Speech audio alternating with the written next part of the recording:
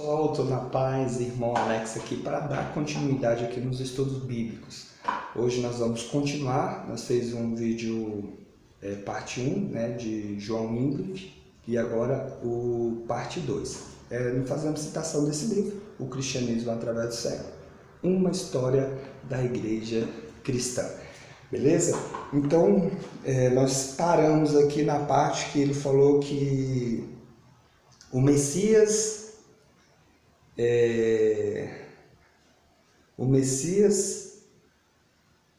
que é a cabeça, né, ou que é o chefe da igreja, não o Papa, né?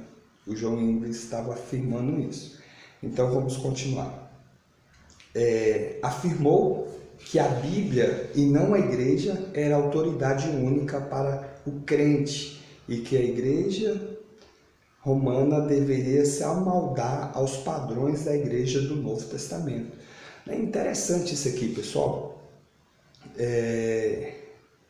A pessoa que começa a ler, né, o Novo Testamento ali, você começa a perceber que tem alguma coisa errada na igreja, né, na instituição, né? Então, uma da oposição dele aqui era que a igreja tinha que amoldar os ensinamentos dos apóstolos e do Messias, né? Que naquele momento aqui, em 1379, estava totalmente contrário, né?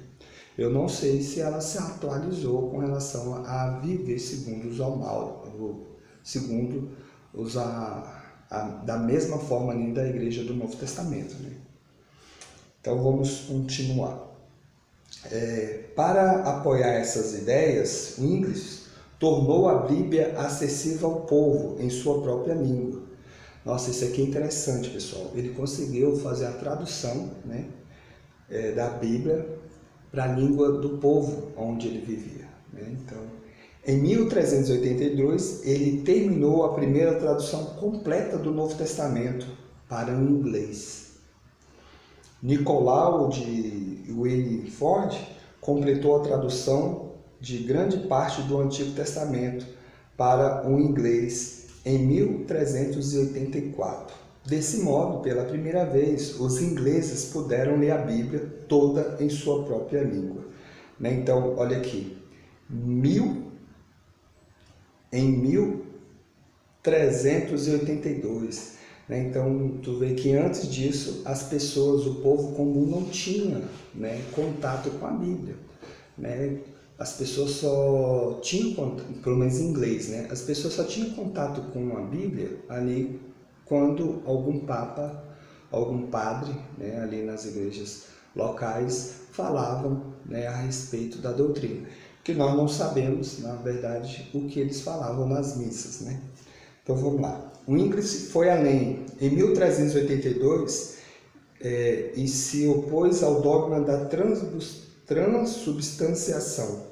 Enquanto a Igreja Romana dizia que a substância ou essência dos elementos transformava-se, embora a forma externa permaneça a mesma, Wycliffe foi por seu lado. Defendia que a substância dos elementos era indestrutível e que o Messias estava espiritualmente presente no sacramento e era percebido pela fé. Se adotado a ideia do Wycliffe, significaria que o sacerdote não mais requeria a salvação de alguém por ter em suas mãos o corpo e o sangue de Cristo na Santa Ceia, né? Então, não sei se nós já vimos, eu creio que nós já vimos aqui, o sacerdote naquele período ele podia reter, né, a salvação das pessoas, né? Então, as pessoas tinham muito medo de perder a salvação. Por quê? Porque essas autoridades estavam em cima, estava no padre, né? Então, se o padre ele podia negar alguma pessoa ali de receber o corpo e o sangue de Cristo aqui, segundo o entendimento deles aqui. As ideias de Wesley foram condenadas em Londres em 1382 e ele foi obrigado a se retirar para seu pastorado em Lutterworth. No entanto, eles providenciaram a continuação da propagação de suas ideias. com a fundação de um grupo de pregadores leigos, os Lollardos, que as pregaram por toda a Inglaterra, até que a Igreja Romana, por meio de uma distorção de declaração pelo parlamento em 1401, introduzisse a pena de morte como castigo à pregação das ideias dos Lollardos. Então tu vê que a igreja, isso aqui é meu pai, a igreja ela conseguiu colocar uma promulgação no parlamento em 1401, a igreja que se diz aqui que segue o Messias, né? Condenando de pena de morte o pessoal que pregasse isso, que ensinasse isso, né? Então tu vê que é um ensinamento totalmente contrário, né, do que o Messias ensinou para seus discípulos, né, com relação a amar os seus inimigos, orar pelos aqueles que vos perseguem e tudo mais. Mas vamos lá então, continuar. As habilidades de Wycliffe influenciaram a preparação do caminho para a reforma que ocorreria depois na Inglaterra. Ele deu aos ingleses sua primeira Bíblia no vernáculo e criou um grupo dos Lollardos para proclamar ideias evangélicas entre o povo comum da Inglaterra. Seus ensinamentos de igualdade na igreja foram aplicados à vida econômica pelos camponeses e contribuíram para a revolta dos camponeses de 1381. Os estudantes boêmios que estavam na Inglaterra levaram suas ideias para a Boêmia, onde lançaram os fundamentos dos ensinos de John Hus. Ainda havia Lollardos na Inglaterra durante o início da Reforma Anglicana. Então tá aí, né? Esse rapaz aqui, John Wycliffe,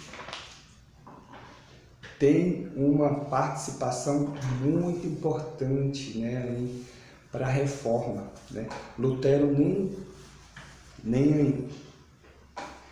nem estava ainda nas ideias, né, da reforma protestante.